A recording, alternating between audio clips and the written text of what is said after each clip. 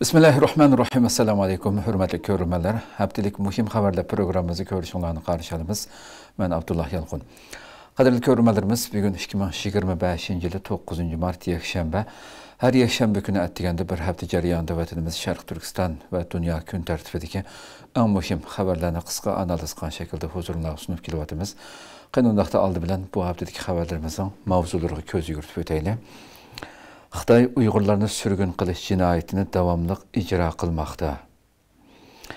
Xitoy fuqaroviy korxonalarni Sharq Turkistonga o'rinlashtirish maxsus yig'ini ochdi. Xitoy Sharq Turkistonga har yili 200 mingdan ortiq Xitoy oqqunni yerlashtirishni planladi. Xitoy Amerikaning bir qism yezi egilik mahsulotlariga 15%gacha boj qo'ymoqchi. Tayland amaldorlari Sharq Turkistonga berishni planlagan. Va Tayland boshqa davlatlarning Uyg'urlarni qabul qilish taklifi sunganligini oxir e'tirof qildi. Xo'sh, demak, bu haftadagi xabarlarimiz bulardan iborat. Qanundaqda boshdan boshlab ko'raylik. Xitoy Uyg'urlarni surgun qilish jinoyatini davomli ijro qilmoqda. Qadrli ko'ruvchilarimiz, albatta bu bizlar uchun yangi bir masalamiz. Davomli holatda bu tajovuzchilar bütün bir tarafdan vatanimizda ijro qilayotgan sonsizlagan jinoyatlar bilan birlikda hem lager hem mecburi emgak u yetmegandek yana mush turkumlab vatanimizning har qaysi joylaridan pat-pat mushundaq ko'rinishlarni ko'rib turibmiz. Bu jinoyatlar uzluksiz davomlashyapti. Bu qatimmi Xitoyning ijtimoiy fikr vositalariga chiqqan va ko'rinishlar bu. Yana bu jinoyatning, ya'ni xalqimizni surgun qilish jinoyatining davomlashayotganligini, surgun qilib nima gapirdi? Majburiy emgak soldi, qul qildi. Xitoyning namunalariga gapirib. Bu sinlarni g'ulg'ul qo'zg'agan bu haftadagi ijtimoiy fikr vositalarida tarqalgan bir sinlar.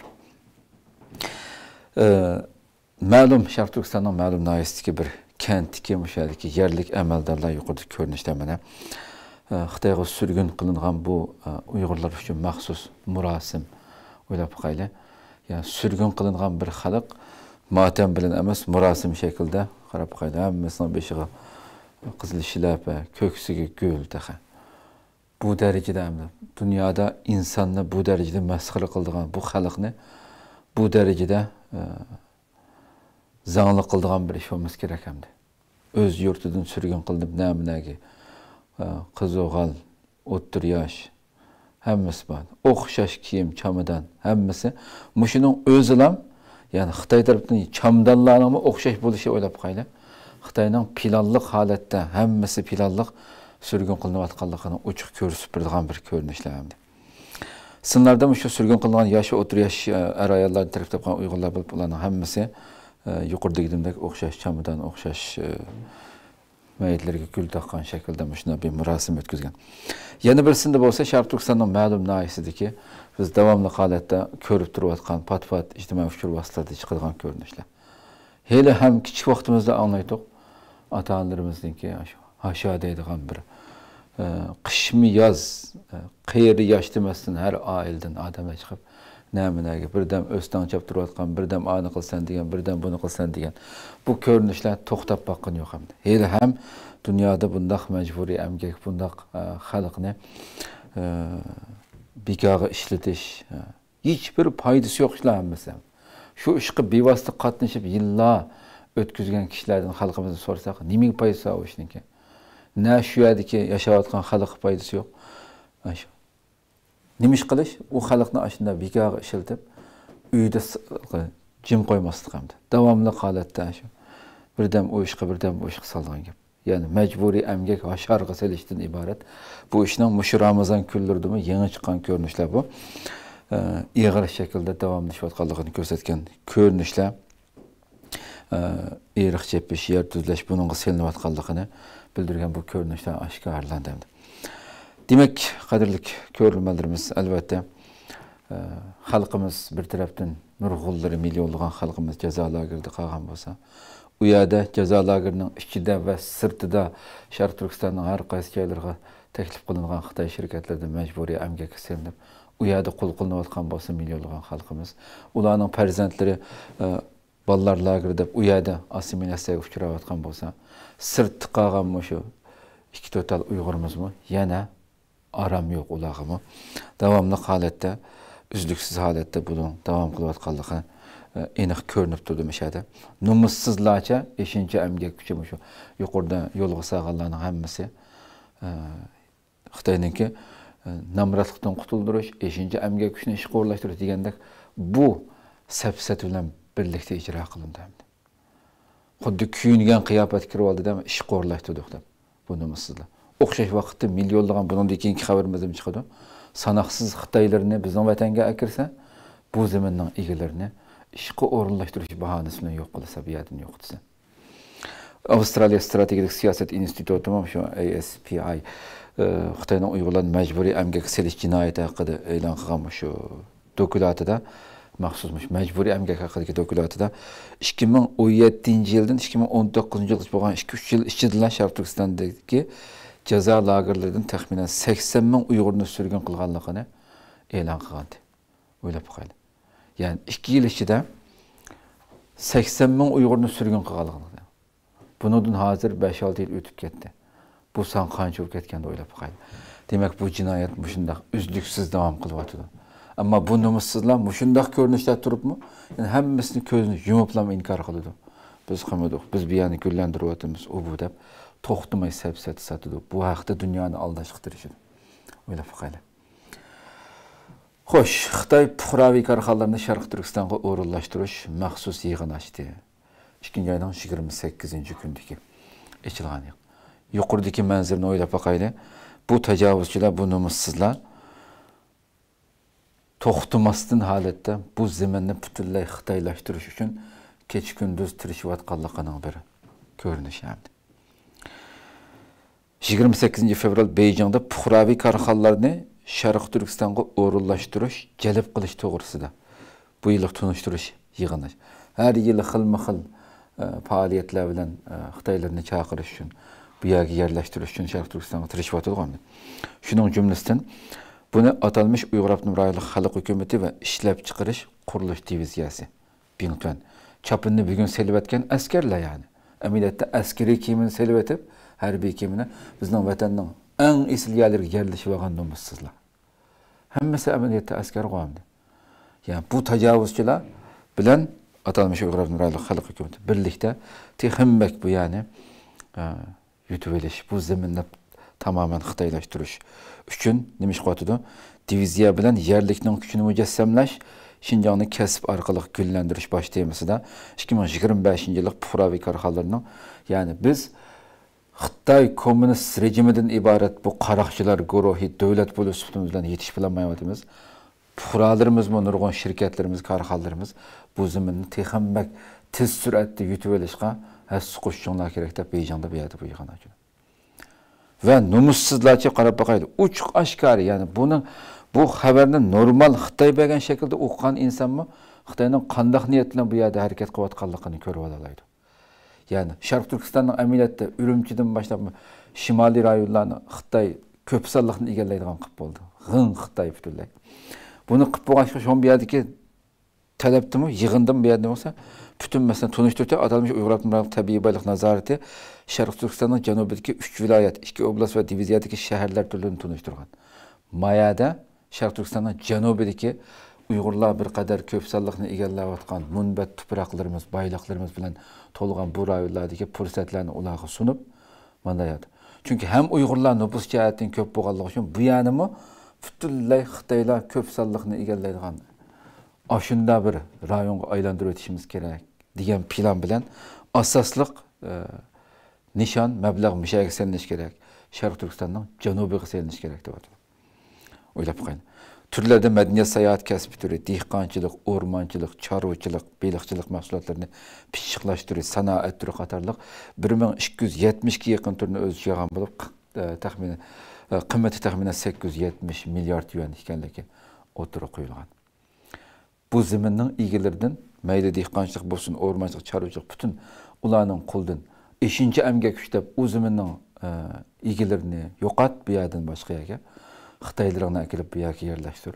Ularning qo'lidan elib olingan zaminni minglab mo'ziminni bularga topshirib berib, bu yerni Xitoylashtir. Yani bunu normal şekilde o'qigan inson buni tushunmay nima tushunsin endi. Agar bu yerni gullantirish maqsading haqiqatan bo'lgan bo'lsa, mushu zaminning egalariga fursatni ochib berib, mushu surgun qilinayotgan naminaga akitilayotgan bu xalq, mush terig'in, dehqonchilik qilgan, chorvachilik qilgan deb bu yerni gullantirib, hozirgidan mangasi gullantirib alaytung. Ammo buni mushuncha vala nomussizlikni qilib turib, yana nomussizlarcha atalmish Şinjanga yordam berish deb oldi taqa. Güllendirimiz deydi, işqorlaştırımız deydi. Bu nomussizlikni qilib turib, ma ishlarni bemalol qildim deb o'ylab qo'ying. Bu jinoyatlar deb tugatkisiz, yani tasvirlab bo'g'isiz darajada pastkashliklar ijro qilinyapti. Butun dunyoning ko'z oldida qilchilik ayminishmi yo'q holat qilyapti Xitoy hozir. Ya'ni bu yerda amaliyotda xalqimizni, vatan ichki va sirtdagi xalqni yani hiç qandaq bir onunğa cavab beradigan bir harakat bo'lmaganligi uchun, uning tanobini tortadigan bir ish bo'lmaganligi uchun, mana shunday kundan kunga ishlatgan tildimi hozir uch oshkora hammani qana qilsa degan shaklda qilyapti. Uch oshkora yo'q qilman, butunlay bu yerni xitoylashtirman degan. Hech kimdan tortilmasdan qila oladigan holat keldi. Chunki uning tanobini tortadigan bir harakat bo'lmaganligi uchun buni qilyapti. Buning keyingi xabar qaraylik. Xitoy Sharq Turkistonga har yili 200 mingdan ortiq Xitoy oqqunni yerlashtirishni planladi. Shu biz o'ylab qo'yamiz shu. Vatanimizdagi har qanday poyezd stansiyaga o'tsak yoki shuning poyezd stansiyasidan chiqayotgan Xitoylarga qarasak, inson qarisi ko'ngli ishlaydigan shu latxay bilan pitvesib ketgan Xitoylar bu pullarni ko'tarib keldi.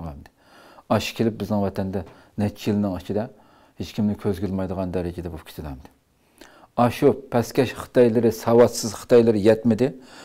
Yetmay qarab qo'yman. Ma'rif o'qigan Xitoylarni qandaq bu zaminni yutib olish uchun harakatga selishninki o'ylab qo'yli. Har yili 200 mingdan ortiq Xitoy oqqunni oliy maktab putkizganlarni, nima deydi bu yerda? Oliy maktabni putkizganlarni ishga o'rinlashtirish, igilik tiklashga ilhomlantirish va yetaklash nomida 14 turli tadbirni o'ttirib chiqarib, Sharq Turkistonga har yili 200 mingdan ortiq mushu Xitoy oqqunlarni, Xitoylarni ishqorlashtiramiz mishaga degan plan bo'yicha 4-martda berildi Tangtaq to'g'ridan bu xabar. Bunimi atalmış Uyghur Avtonom Rayonluq Partiya Komiteti Teşkilat Bölümü, Ma'rif Nazareti, Adam Kuchi Boyligi ve İctimai Kapolat Nazareti qatorliq 13 o'rin birlikda mushundaq butun kuchimiz bilan en az 200 ming Xitoyni biz Sharq Turkistonga chechib o'tishimiz kerak deb aytdim. Bu yerga yerlashtirishimiz kerak dedi. Nima deydi? Atalmış oliy maktabdan putkizganlarni Şinjanda qilib, Şinjanga qaytib kelib, Şinjanga kelib ishga o'rinlashish, igilik tiklashga ilhomlantirish va yetaklash loyihasini besib tarqatgan. Shu so'zlarga diqqat qilaylik. Şinjanda qilib, ya'ni Sharq Turkistonda kep shu yerga yerlashgan bo'lsa, ketmay mushahada qilib qilish. Sharq Turkistonda agarda hatto Xitoyning o'lkalaridan har qanday bir o'lkasidan Sharq Turkistondagi bir oliy maktabda o'qigan bo'lsa, bu oliy maktabda o'qigan o'quvchi mushahada xos ekan. Bu plan. Şinjan qaytib kelib, agarda Sharq Turkistonda ota-onasi mushahada bo'lib o'qib, shu yerda cho'ng bo'lgan bir Xitoyning har qanday bir o'lkasida oliy maktablarda o'qigan bo'lsa, qaytib kelish uchun buni harakat qilishimiz kerak dedi. Planni qarab boqaylik. Qaytib kelsin bo'ladi dedi. Şinjanga kelib, vatanimizga oyoq besib boqmagan, dastlab boqmagan Xitoyning butun shaharlardagi Xitoylarni har xil takliflar bilan qiziqtirish bilan ularni Şinjanga kelib ishga o'rinlashish, igilik tiklashga ilhomlantirish. Bir-biridan zaharxanda so'zlar o'ylab qo'ydi. Plan ichida plan. Bu darajada bu vatanni yo'q qilish uchun. Ham bu planni qanday ijro qilamiz deydi. Tafsiloti va bunday yig'inning ichida o'ylab qo'ydi. Bütün tashviqot kuchini ishlatishimiz kerak. Barliq hukumat organlari bunga moslashishi kerak. 14 turli tadbir o'ttirg'a qo'yilib, ana shu tadbirning ichida kuchab tashviq qilish nomiga tor va tor sirtidagi barliq yo'llardan foydalanish, oliy maktabni putkizganlar atalmış g'arbiy qism plani fidoidir. Bu oliy maktabni putkizgan bizning bu Xitoylarimiz bu g'arbiy diyor deydi-ku bizdan. Bu yerning fidoilari, bu yerni xitoylashtirib o'tish uchun yutib olishning yutib olish harakatiga qatnashayotgan fidoilarimiz bo'ladi deb o'ylab qo'yayli. Bu asosda ishga o'rinlashtirish doirasida siyosat uchurlarini dal joyiga yetkazish. Hatto Sharq Turkistonda o'quvchilar sayohat o'rinlashtirib, butun Xitoyning o'lkalaridagi barliq maktablarda yoz, qish, ta'tillarda faoliyat o'rinlashtirib, bizning vatanning eng go'zal yerlarini ziyorat qildirib, bu Xitoylar bunday jannat vatanni ko'rsa, sho'lga ahmay qolamdi. Xitoylar ijtimoiy uchur vaqtida bir tarafdan kasamonchi mo'yani bog'larni beryapti, uylarni berdi, oydimonchi pul berdi, balang bekorlik o'qitdi deb to'xtamay buni qilyapmamdi. Qilyapti. Endi mana davlat qo'li bilan texmbak butun tashviqotlan qilib, bu yerda hatto sayohat o'rinlashtirib, ya Allah burun bu yerga kelib boqmagan Xitoylar bo'lsa-mi, uning zihnida o'qish bitirishdan burun ta'tilda o'rinlashtirgan sayohatlar bilan, ha, men o'qishimni bitkizsam, mushakkasam bo'ldi ekan deb, aning oldida zihniy jihatdan tayyorlash uchun qilayotgan sayohat faoliyat o'tkazish, e'tibor siyosati bilan ta'minlash, atalmish Xinjiang 365 ixtisoslikqa to'g'ri qatorliq ishga o'rinlashtirish sufisiga tayinib Xitoy o'lkalaridagi xizmatga qabul qilish, xizmatga taklif qilish doiralari, turli siyosat uchurlarini dal joyida yo'llash o'ylab qo'yildi. Xitoyning nuqtaliq shahar o'lkalarida va oliy maktablarda atalmish Xinjiang ixtisosliklar xizmati punkti qurib, aloqador siyosatni tashviq qilib, ularni Sharq Turkistonga olib kelish uchun harakat qilish. O'ylab qo'ying. Qaysi birisini o'qiylar buni ekan. Ya buningdanmi ochiq oshkora bu zaminni xitoylashtirish plani olamdan. O'ylab qo'ying. Butunlay assimilyatsiya har bir so'zning ostida. Va shu shaklda mazkur planda Sharq Turkistonda oliy maktabni bitkazganlar uchun har yili 200 mingdan ortiq ish o'rni kengaytirilganligi. Har yili cho'qim 200 mingdan ortiq ish o'rni kengaytirilishi kerak. 5 mingdan ortiq praktika ish o'rni topilib, oliy maktabni bitkazib 2 yil ichida ishga o'rinlashmaganlar praktika qilishga tashkillanganligi. Maosh darajasi, o'qish darajasi bu. Hatto shaxsiy shirkatlarda shaxslarning qo'lida ishlayotganlarmi, o'xshash davlat organlarida ishlayotganlarning ta'minoti bo'yicha nurg'un siyosatlardan foydalanganligi uch oshkora berilgan. Tilga olingan. Tafsilotni hammasini albatta kundalik xabarimizdan berdik. Ya'ni inson chidab bo'g'siz darajada bu jinoyatlar mana shunday davom qilyotdi, qadrli ko'ruvchilarimiz. Bu nomussiz tajovuzchilar buni ya'ni bizning xalqqa kelganda, Uyg'urga kelganda butun vatanning hamma yerida biz Uyg'urlar bu zaminning egalari 5-amga kuchi. Xuddi Sharq Turkistonda hech qanday ish yo'q, ish qolmadi. Jenini boqolmaysa bu yerda boshqa yerga berib, "Sana biz ish ta'minlab turamiz" deb. Ya o'ylab qo'y, bu darajada hamda inson bu darajada bu boshqa inson va davlatlar dunyo ko'rsima nimada deyganmi nomus yo'q bo'ladi ya. Ya ma siyosatlarga qarab boqayli. Eng az yani boshqa savotsiz Xitoylar bir tarafdan har kuni kech kunduz manglab chiqyapti, bo'bisini ko'tarib. O'qigandan tatib hammasini akilib bu yerga. Yani 100 minglarcha, millionlarcha ish o'rni va Sharq Turkistonda degan gapda bu. Shu yerga shu odam damlashim kerak. Ammo bu nomussizlar mana shundaq. Hey, buni albatta tanavin tatadigan zamonlarmi keldi. Xitoy Amerikaning bir qism yezi egilik mahsulotlariga 15%gacha boj qo'ydi. Qadrli ko'ruvchilarimiz, albatta bu tajovuzchilarningki shu Trumpningki jazosiga boj siyosatiga qarshi olgan bir qadami bu albatta. Ilgirki haftalarda kundalik xabarimizni beryapmiz. Trump hozirgacha 2 qatim 10%dan qilib 20% qo'shimcha boj qo'yib bo'ldi. Buningdan Xitoy o'zicha Trumpningki bu qarordan Amerikaningki siyosatini o'chirish uchun bu yerda Amerikaning qoliq go'shti qatorliq muhim yezilik mahsulotlarga 15%gacha qo'shimcha boj qo'yilganligini e'lon qildi. 4-martda berildi ABC xabarida. Bu Amerikaning shu seshanba kuni Xitoy go'sht, purcha qatorliq Amerikaning muhim yezilik mahsulotlarga 15%gacha qo'shimcha boj qo'yilganligini e'lon qilgan. Va uni 10-martda boshlab, 9 aytidan boshlab ijro qilmoqchi Xitoy. Rasmiy ijro qilishga boshlanganligini bildirdi bu xabar chiqqan kuni. Demak, aytidan boshlab ijro qilmoqchi. Xitoy Savdo ministrligi e'lon qilgan bu boj qarori, ya'ni Amerika prezidenti Donald Trumpning Xitoy mollariga 20% qo'shimcha boj qo'yish buyrug'iga javob qaytarish deb qaraldi.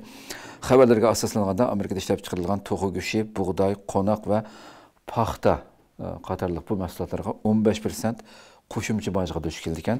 Seriq burchaq, kali go'shti, dengiz mahsulotlari, meva, ko'ktat va sut qatarlıq mahsulotlardan elinadigan boj 10% o'stirildi ekan.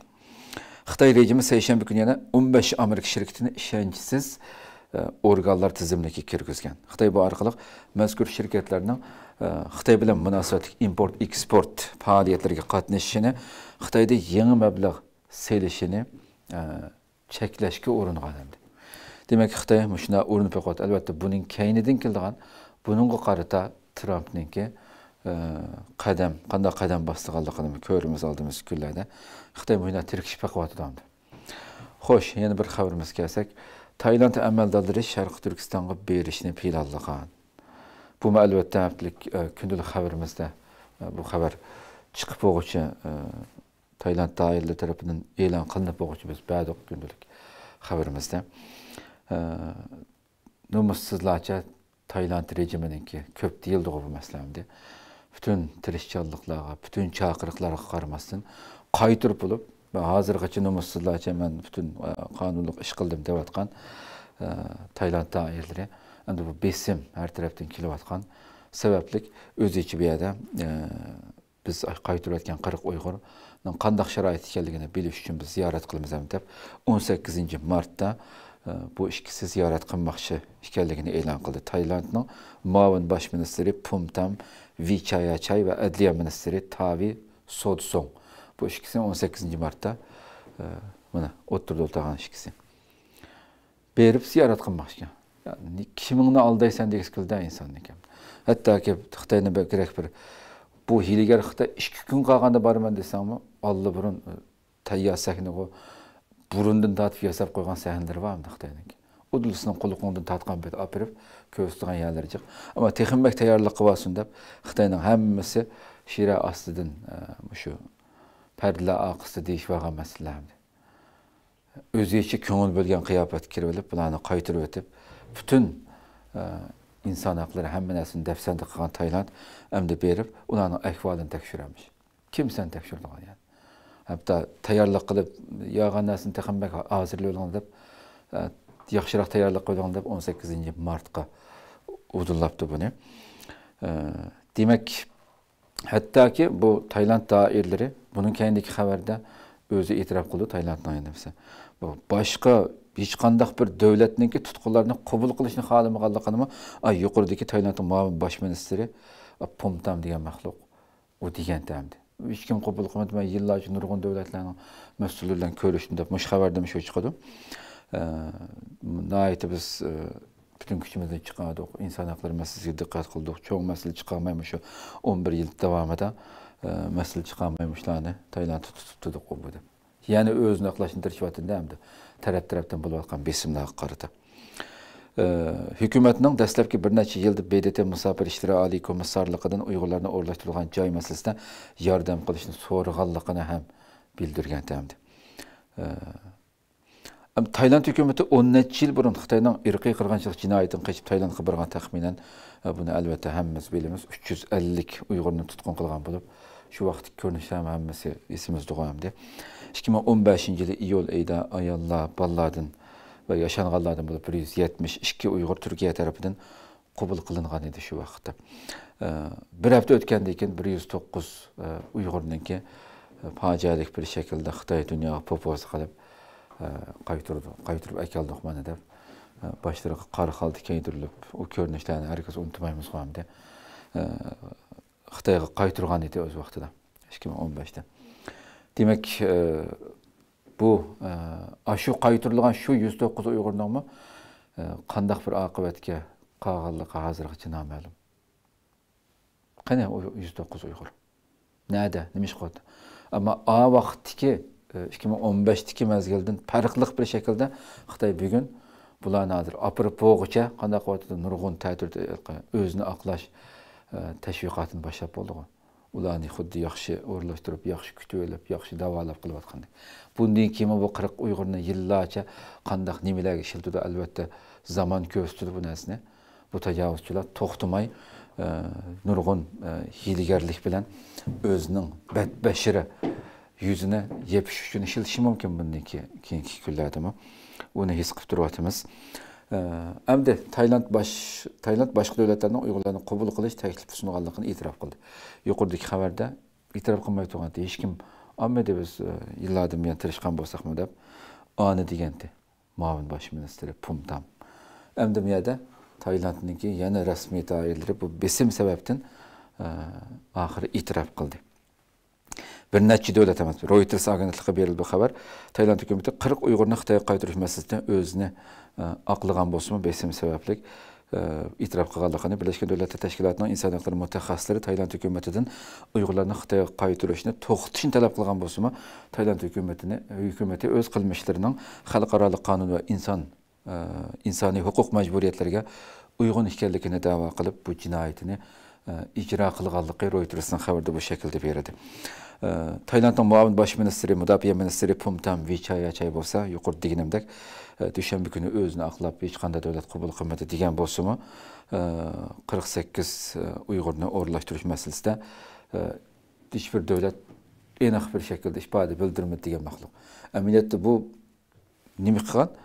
Biz 10 necha yil kutdik, men nurg'un cho'ng davlatlar bilan so'zlashdim degan bu maxluq, ya'ni bu Vichayachay degan bu amaldor, ya'ni tekshirishda halbuki o 2006 yildan 2023 yilning o'ttirlargacha hukumatda vazifa o'tamaganligi oshkorlangan. Sen kim bilan ko'rishding yani?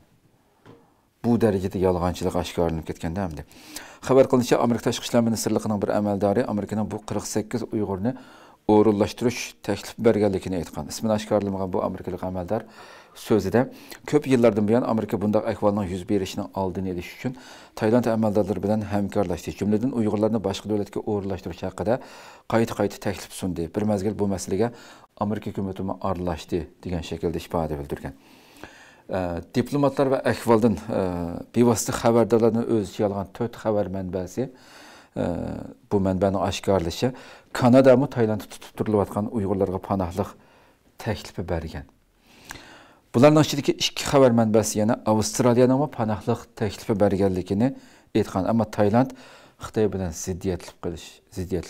ziddiyatlashib qolish va yoki Xitoydan keladigan manfaatdan ayrilib qolishdan ansirab bularni bu Uyg'urlarni ularga bermagan. O'ylab qo'ying. Ya'ni va hamda Taylandning o'zininki amaldorining so'zi qaraylik.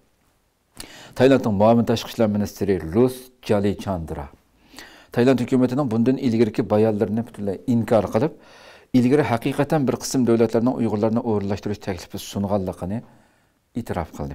U yana Tayland hukumatining 40 Uyg'urni Xitoyga qaytarib berish qarorida o'z davlatining manfaatini chiqish qilganligini, Uyg'urlarni boshqa davlatlarga avatgan taqdirda Xitoyning o'ch elishidan ansirganligini bildirgan.